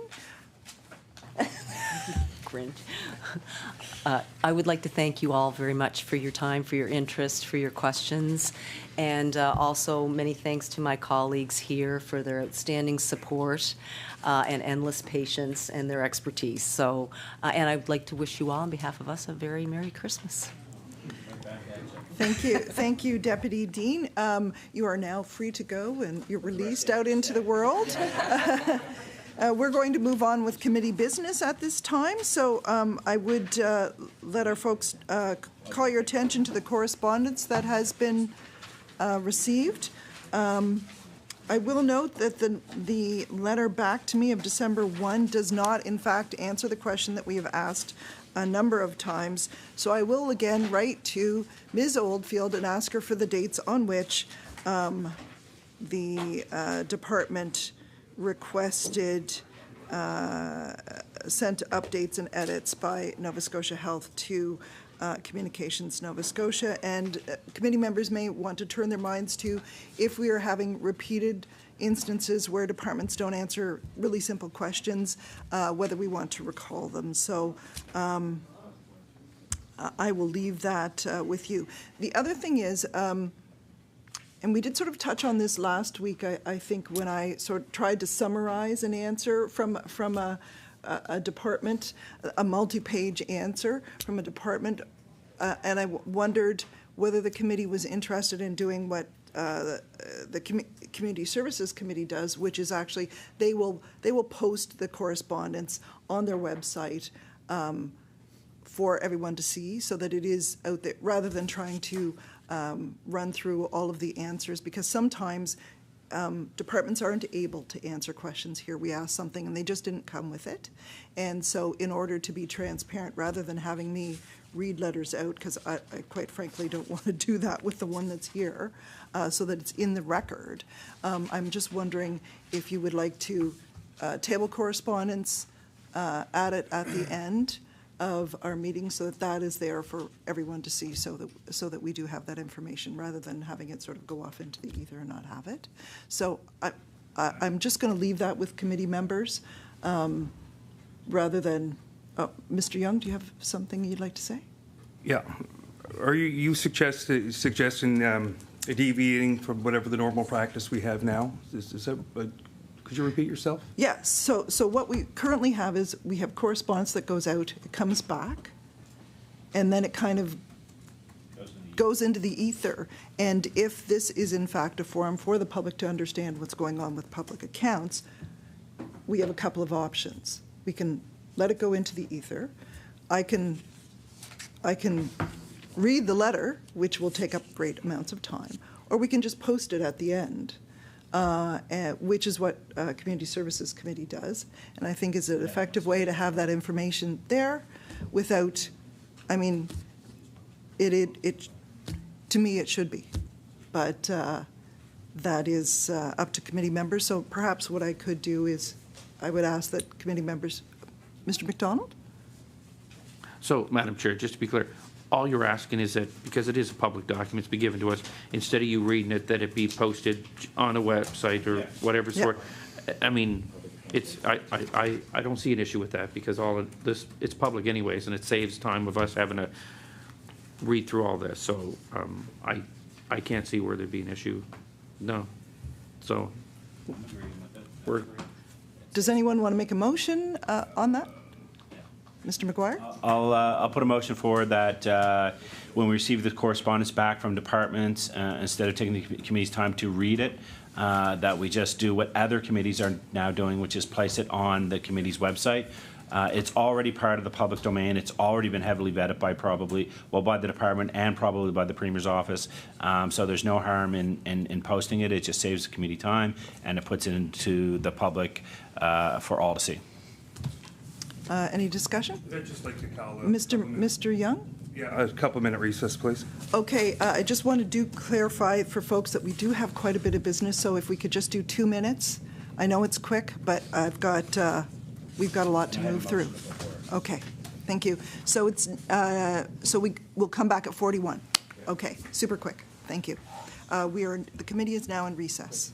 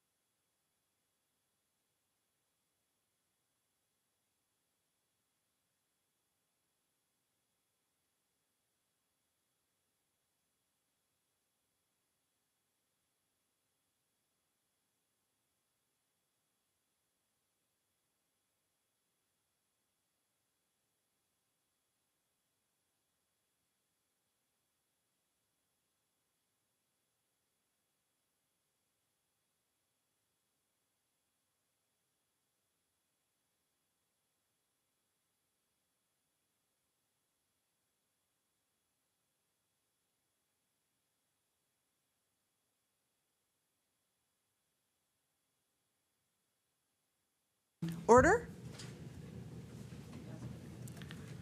The Standing Committee is now back, and Mr. Young, did you have... Just a quick question. Yes. Just to confirm with the clerk that this is a normal practice in other committees? I believe it is a normal practice for Community Services Committee. That's correct. Yeah. So we have a motion that has been put forward that communities, that, sorry, wrong committee here, that Public Accounts Committee now table any documents that are filed with the committee after the fact in terms of correspondence. All those in favor, please indicate by saying aye. Aye. Contrary-minded, nay. The motion is carried. Thank you. Mr. McGuire? I have a motion I'd like to put on the floor. We did hear from the committee today or from the witnesses today, and it's been a topic in the last few days, but also over the last few years, about the additional appropriations that government spend that is outside of the budget. We did hear today that the last year it was close to $1 billion, and so for a greater level of scrutiny and detail, this is the Public Accounts Committee, and I would ask that as these spending come in, that these updates be sent to the Public Accounts Committee, because we are the Public Accounts Committee. Our responsibility is around the finances of the province, and that the Department of Finance, no matter which government's in power, that they send these updates to us to look at, so that we are able to put an eye on the public spending, which is exactly what we all agreed is the job of this committee. Mr. Young? Madam Chair, you know, it seems like a common theme after a committee for some members to deviate from the agenda. And we do have agenda items here. I'd request that we move back to the agenda so we can get the work that's presented done today. Mr. Maguire? I will remind the member that we do have free speech in Nova Scotia, and there is not a, this is not a committee where this is how it's done and this is the only things you're allowed to say. We saw that yesterday, and I actually went through the committee rules, and the committee rules are significantly different than what's in the Nova Scotia legislature. I have the ability to bring motions forward like any member does since the beginning of this committee and the Nova Scotia legislature. And the government, no matter how big their mandate, does not have the ability to stop this. We have sat here in this committee and argued about what this committee is about. And the government has said they want to make it about the finances of the province. So here's an opportunity to stick to your words. Let's, when these appropriations come in, that they be also sent to the Public Accounts Committee so that ourselves and the Auditor General can take a look at it. So there's the motion. I will remind the committee that these are public documents. I think that Mr. Maguire is just making the point that it should, it's not something that's, it's just something that would be called to our attention. Some of the we don't normally have both of the finance critics, for example, sitting on this particular committee. So they're not at those press conferences. So if those documents could be sent here, we would have them. It would be brought to our attention. It doesn't mean that we can't find them anywhere else. We can. But it is... should be part of what Public Accounts is about. Because we've been focusing on what we're supposed to be focusing on. So I think that is Mr. Maguire's motion there. So, Mr. Smith? Thank you, Madam Chair. I'll be brief. Are we talking specifically about the two financial updates that happen each year, September and December? Mr. Maguire, what you are?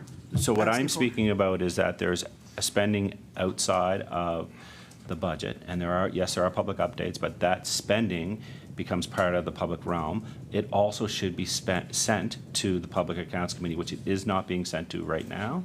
We have to go digging for that spending.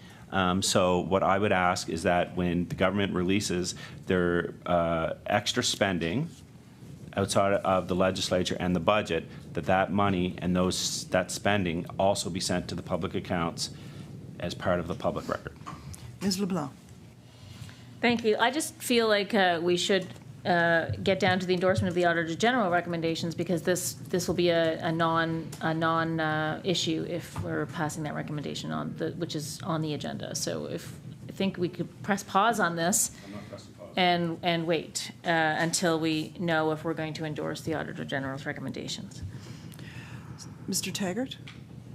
So, Madam Chair, with all due respect, we have a published agenda here. And, I would suggest that we get through the agenda before we entertain new agenda items. Would that not be a reasonable course of action?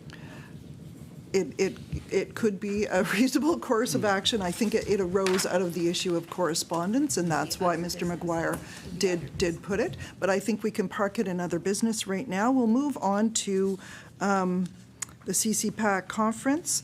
In normal course of business, we would host the conference in 2025, but this is an election year, so I was concerned about us trying to do that during an election year, because I'm not even sure it could happen.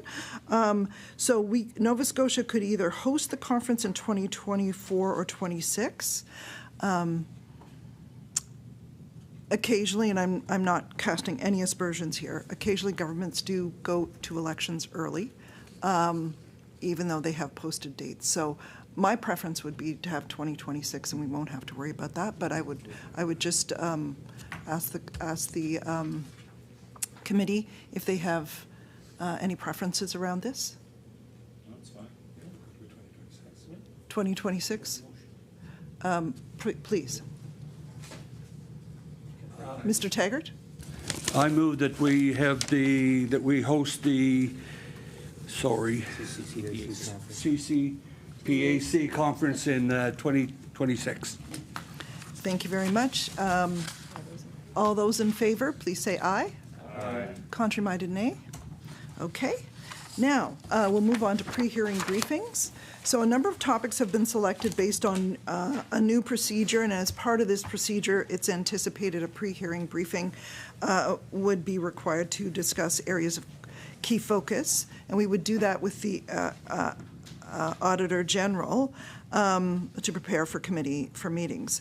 Now, my question is, does the committee want to take a meeting date? Do you want to do this outside of regular meetings?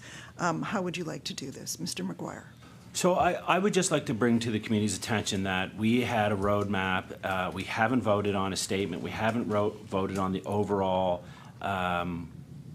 recommendation. And what's happening here is it's piecemealing it. So we're bringing this one forward, this one forward, this one forward, because nobody will bring the whole recommendations forward. So I'm not in favor of doing this piece by piece by piece. It's like a leaky little bucket, like you're getting one drip at a time. I think if the government truly believes in all these recommendations and all these changes they want to do, then they do the right thing and bring it forward as one big vote, instead of bringing things forward piece by piece by piece. Because we did a lot of work. They believe in this, and we still don't have the statement voted on. What was talked about in and out of committee. And instead of bringing this forward, we saw when the third party actually asked for the government to bring this forward as a vote, and not a single person on that side wanted to bring this forward. This is part of the changes and recommendations that were brought forward and discussed in and out of camera. So I asked that instead of doing this piece by piece by piece, that they bring it forward as a whole. And I don't understand why you're not doing that. And maybe they can explain that to me. Ms. Sheehy-Richard? I just want to, for the record, let the member know that the Progressive Conservative Caucus did not put this on the agenda, so for the record, I just want to collect the record that we didn't put this on here piece by piece. So I don't know how it got on here, but it was not by us. Thank you, Madam Chair. So just to be clear, we have topics that we all agreed upon. Right. And there was a line referencing pre-briefings in the proposed roadmap. And that's how it got on the agenda, because we have to be prepared differently than in the past to be able to proceed with this, if in fact we're going to do it. Whether it's piecemeal or backdoor or whatever.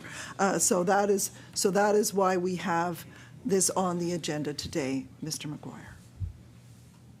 So I would recommend that we scratch this from the agenda, and we, instead of having this piece by piece, we bring forward the entire roadmap. And I you know, every time I speak, one of the members huff and puff, and it's very disrespectful. Because I would not do that to someone else. And the truth is that we sat here for day after day, week after week, month after month, talking about a roadmap, and we asked that it be brought forward. We sat here, and the government members would not bring it forward. No one would do a vote. No one dare bring it up for a vote. And now what's happening is it's being done piecemeal. So if you truly believe in the roadmap, and that we don't even have a statement that we were supposed to agree upon. And so what I would say, instead of doing this piece by piece by piece and trying to get it together get it through that way, we bring it to forward as an entire topic so we can have a wholesome discussion in public, and then vote on it so that people are aware of everything that's being changed and everything that's being done differently. Mr. Taggart. Thank you, Chair. So use this "I'm new here" kind of theme again, but this is not a new committee, and what has been the standard practice when the Auditor General brings a topic forward? Is a standard, or we change the standard practice? Is a standard practice here has been for years, I believe, but I might be wrong, that we have an in-camera briefing before it starts. What's the standard practice? That's all I need to know. So thank you. Thank you. The standard practice was not to have an in-camera briefing that takes up a whole meeting. The standard practice before the current was actually to have a half-hour meeting beforehand, where the Auditor General would brief us, and then we would move into, at least that's the way it had been done for a number of years, but I couldn't speak to before that point. Yeah, and there are different things here. This is a new way of choosing topics. So reports. It's about This is about the additional topics. This is not about the Auditor General reports. Right. So in the past, the committee was not restricted to only topics that were Auditor General reports, except for in a brief period where it met less than it meets now. Before that, there were a variety of different topics too, so it's kind of apples and oranges there. Thank you. Mr. Young? My understanding is when this group had first met, a recommendation came from the Auditor General that we would meet, have an hour briefing as a best practice prior to the meetings the following week. So I would think that since we've unanimously agreed on that when we first started here, it was. No, it was not. Was it unanimous? It wasn't unanimous. Unanimously. Go look at the record. You mean majority. That we would continue the same practice for these briefings. So I just want to be really clear here that it was not unanimous, number one, and number two, that was only in reference to Auditor General reports and not on the other topics. This is in reference to the other topics. Okay. Mr. McGuire. So again, there's a bit of confusion happening here, and I apologize if people are not understanding, but what we're saying is this isn't about a review for the Auditor General. That was changed. This is about topic changing, and this was all part of the roadmap that we discussed. It was all part of the statement that we discussed. This was the contentious point about how topics were changed and our ability or inability to choose topics. And instead of bringing the whole thing forward so that we can have an open and transparent discussion in public, and instead of bringing the statement forward, which was supposed to be the first thing that we were to bring forward, this thing is now being divided up and piecemealed up and being brought forward point by point. And so what I am requesting, and I'd like to put a motion on the floor, Madam Chair, is that we rescind this part of the committee business and that we look at bringing this together the next time that this is brought forward, that it's brought forward as a holistic subject. It's not just about piece by piece by piece, because we'll be at this until the cows come home. So let's just bring it all forward so we can have a discussion and we can vote on it as the entire roadmap, not just not just pieces of the roadmap. And I think that's what we originally agreed upon, and now it's changed. Mr. Taggart? So I guess, thank you, Chair. So I guess I want to know when's that half hour? Are we going to move our meetings from 9:30 to 11:30? We're going to come in here at 8:30. It's, how's that going to work? Because it's easy, certainly, for folks from the central area to be here at 8:30. It's altogether different story to get across that bridge and in here for 8:30 in the morning. That's a really good point. I think that you could do the half hour, go back to the half hour practice, but again, that was not related to this, to these kinds of topics in the past. The other thing we could do is do a virtual meeting the day before or something like that, because we have had the opportunity over the last couple of years to change how we did things. So could I just suggest that I do think we need to look at the endorsement of the Auditor General recommendations. We have 2.5 minutes left in the meeting. Would the committee be prepared to extend the meeting for another 5 minutes? I'm seeing head shakes no. So you will? But okay. Yeah. 5 minutes fine with you guys? Okay, so we don't have agreement on that. 3 minutes. Could we set aside this notion of the pre-hearing briefings for now and move on to the endorsement of the Auditor General recommendations? Ms. LeBlanc. Madam Chair, I move that the Public Accounts Committee formally accept and endorse recommendations contained in the 2022 financial report of the Auditor General that have been accepted by the audited departments or agencies, and ask that those departments and agencies commit to and take responsibility for full and timely implementation of the recommendations accepted by those departments and agencies. Thank you, Ms. LeBlanc. Mr. Taggart. Thank you, Madam Chair. So certainly we value the work of the Auditor General and the recommendations her office puts forward. But however, this process, the current process is transparent and accountable It has been in place since 2010, and every government since has followed it. Additionally, appropriations are shared openly with media and the public 4 times a year, so Nova Scotians know how the government is spending their taxpayers' dollars. So we will also be posting information online going forward. Thank you. For that reason, what's that? For that Ms. reason, I'm not LeBlanc? supporting. I'm supporting the Auditor General. I've never seen that. Ms. LeBlanc? Yeah, well, how much time do we have, Madam Chair? Less than a minute. I think that that's a disappointing piece to hear at this juncture of this committee. Just a reminder that on the Public Accounts Committee, we are a committee. You are not a government entity, or there are not members who are, the government entity.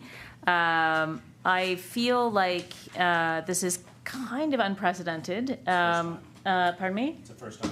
First time that the Public Accounts Committee has not, would not endorse the Auditor General's recommendations on a report, which is deeply disappointing and surprising. I'm trying to talk about the time a little bit here, Madam Chair, because maybe we could look at this another time. Thank you. The time has now elapsed for this committee meeting. So our next meeting is January 11th, 2023 in camera with the Department of Natural Resources and Renewables. It's on, not with them, but it's their accountability report and management of Crown lands are next. And so if there is further business, but time has run out, so the meeting is adjourned. Thank you.